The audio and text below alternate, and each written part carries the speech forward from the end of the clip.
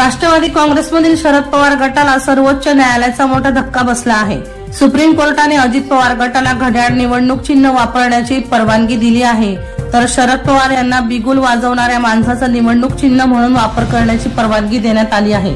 शरद पवार गटाने दाखल केलेल्या याचिकेवर सर्वोच्च न्यायालयाने हा आदेश दिला आहे। विभाजनापूर्वी राष्ट्रीय काँग्रेस पक्षाचे निवडणूक चिन्ह घड्याळ होते। सुप्रीम कोर्टात दाखल केलेल्या याचिकेत शरद पवार गटाने अजित पवार गटाला निवडणूक आयोगाने दिलेले घड्याळ निवडणूक चिन्ह वापरण्यापासून रोखण्याची मागणी केली होती।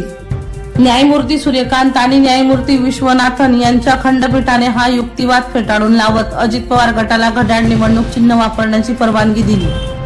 हे निवडणूक चिन्ह इतर कोणत्याही पक्षाला किंवा अपक्ष उमेदवाराला देऊ नये असे निर्देशही सर्वोच्च न्यायालयाने निवडणूक आयोगाला दिले आहे।